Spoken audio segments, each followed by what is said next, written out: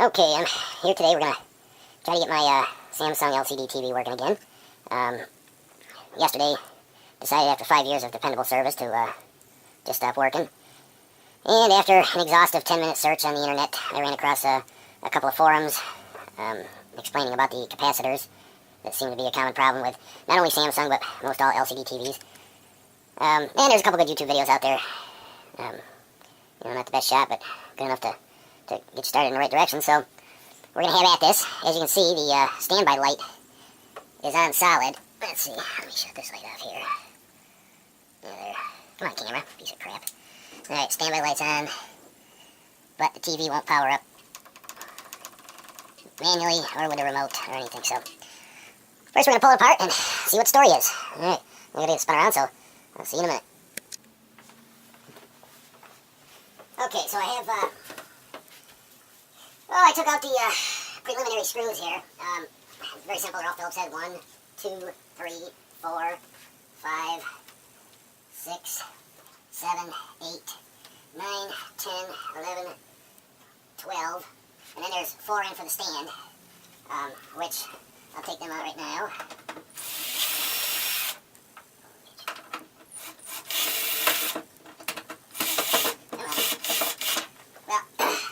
They're coming, but apparently not correctly. There we go. Alright. Come on. Let's get in there. Kind of funny, this TV. Before I bought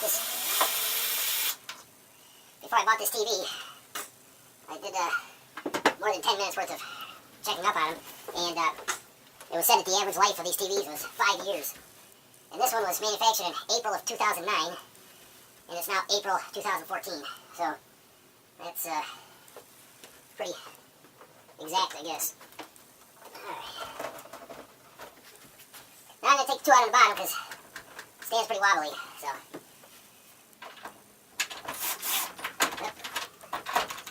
I ain't going to reach it. Let me see. Here we go.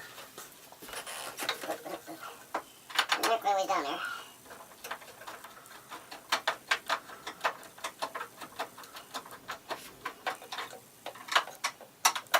I guess on some TVs, the one dude there I was saying he had an LG, and you didn't have to take the stand screws out to get the back off the TV. There's also another screw that goes in right here. Forgot about that one. Yeah, that should be that. Let's see here. Yeah, I better hold on to this. Well, make sure we're in frame here.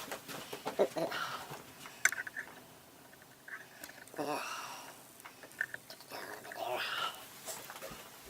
Alright. Wrong bit.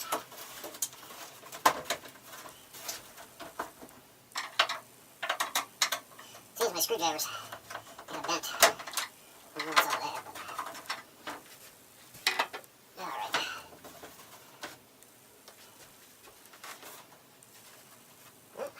That's it. Short and sweet. Let's see here.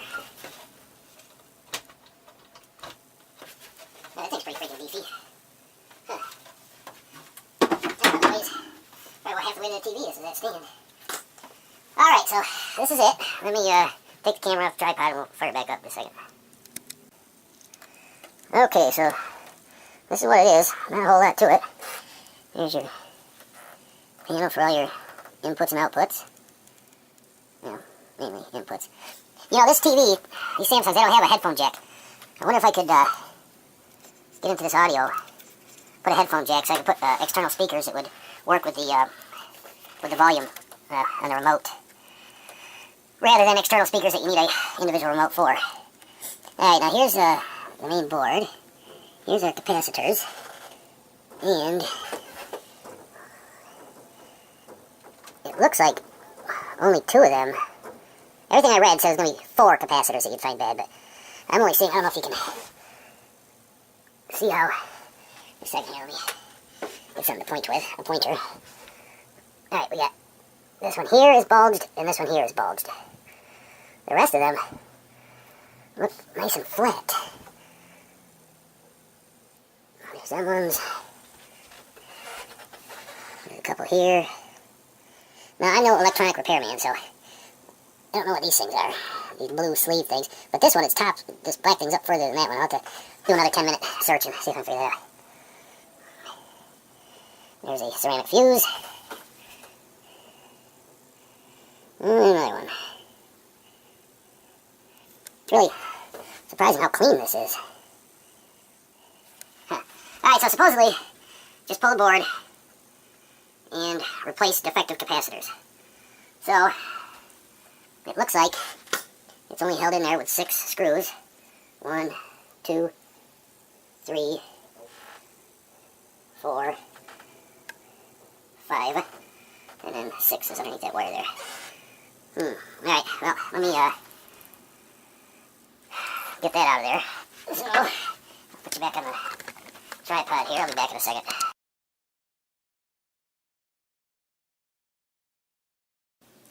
Alright, here we go. Let's see if we can get this done, yeah. First we gotta take this freaking camera. My cell phone camera. It's not focusing very well, is it? Let's see. I should just pinch and pull. Number 1. 2. Here. 3.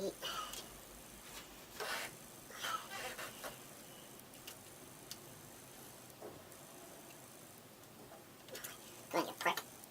Of course, I suppose I didn't have such fat freaking fingers. Well, I guess I wasn't just so fat, period. Okay, now. And there. All these boot, yeah.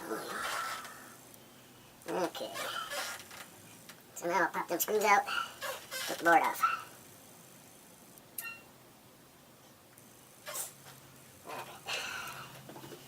Just get my gun.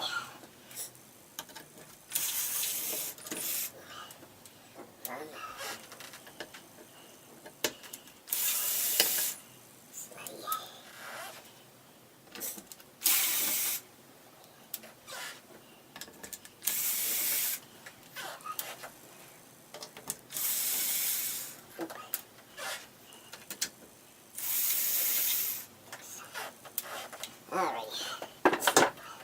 Let's see what she's gonna look like, yeah. Well, that'd be that. Let's see here if we can see how them are bulged. And none of the other ones are. So, now we're gonna pop them off. Now, I was reading there. Apparently, you can go to Radio Shack and get the, these are 1000 UF, wait a minute, 1000 UF 10 watt capacitors.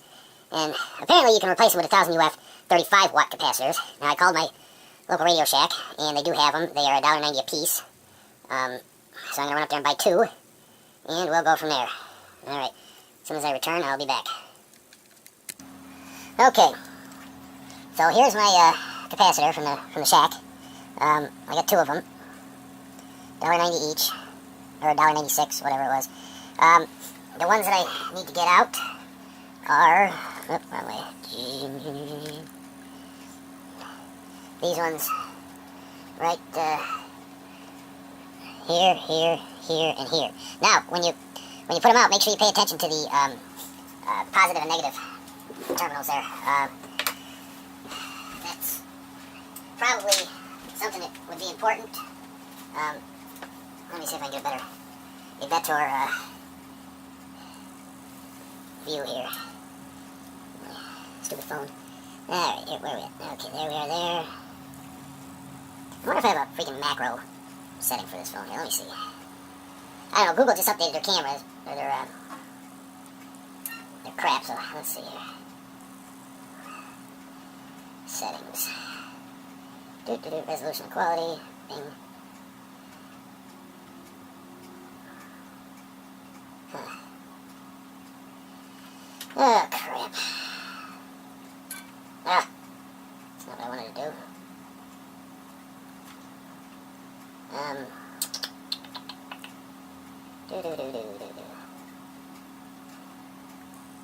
Apparently not, I'm not seeing a freaking macro. me see if I can do this one more time and find the crap I need here.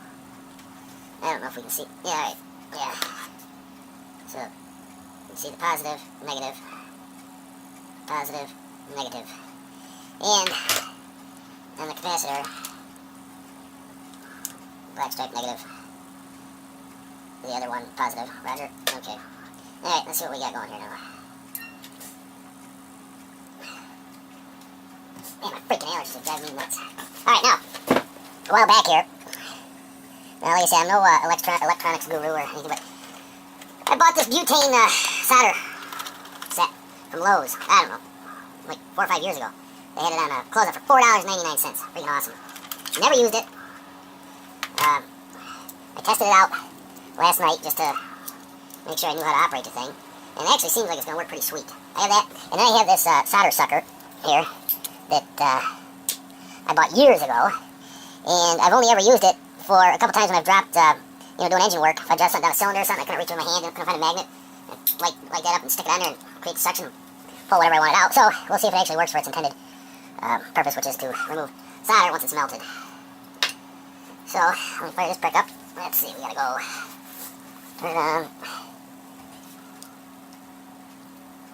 Turn you on. Lift you up. Can't tell if there's a flame in there or not. Nope. Alright, I gotta turn the gas up a little more. Alright, so I got that. Then you just close this. And it'll start glowing red inside here in a minute. I think I'm gonna crank up the volume here.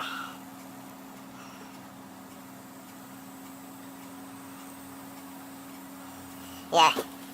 Let me shut my light off here. How the hell I do that again here? So you're glowing in there, so we'll give it a couple minutes to get up to speed. And we'll have at it. Alright, as soon as it's ready, I'll be back. See ya! Alright, here we go. I found one very important thing out. When you have a hole on this solder iron, do not lay it on a Formica surface on the stand. Have it point down, otherwise you'll burn it like I did. My lady's gonna kick my ass when she sees it.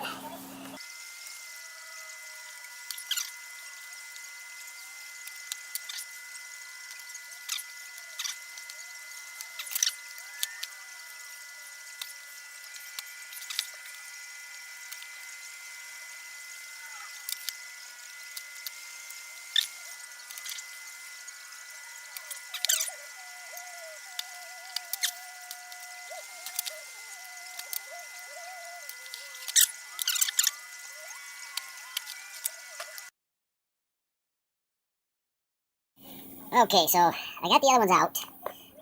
It was a bit of a pain in the ass. Come on, camera, focus. Anyways, I'm hoping they're going to solder in good. Now, they don't fit very good, but according to what I read there, it doesn't really matter. As you can see here, this one's kind of sticking way up, so I'm going to try it anyways. What the hell, what's the worst going to happen? I'm going to fry the board. I figure these ones aren't sitting flush, so I don't know what difference it'll make if this one sits flush or not. It's over top of that thing. Well, they're quite a bit bigger than the old ones, so we shall see. But it's still below the heat sink, so I'm hoping that'll work. We'll see what happens here. Here's the nice burn job I did on my wife's counter. Now I have the hole facing up. Switch the tips. Oh yeah, I had to use a different tip there too. I use a flat tip to get it off, and I'm going to use that little fine tip to. Let's see, right here. I don't know if I did some damage right here. You can see. Well, we'll find out, right? All right. Oh yeah, my memory card on my other camera's full, and I'm too damn lazy to go change it right now, so we'll just get by with this. Okay, so that soldered up pretty quick. Now I'll just trim the ends, and we'll stick it in. See what happens. Feels pretty good. Alright, now let's see. Alright, I'm setting this back in the chassis. What I'm going to do is I'm going to get everything hooked up here. Put the stand back on without the back. And fire it up just in case I have to put a fire out.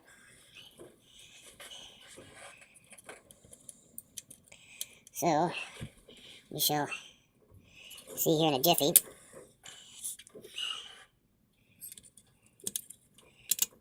Alright, I'm going to screw this stuff in, hook the leads back up, and then I'll be back. Okay, let's see what happens. I put the top two screws from the mount on, or from the stand. The bottom ones really weren't necessary for stability right now because catches in there.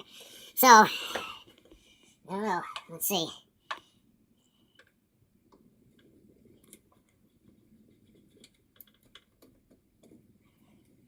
Okay, so far nothing's blown up. Makes me nervous. Let me see if we can get around to, the power light's on. Now let me try pushing the power button. We'll see if anything happens.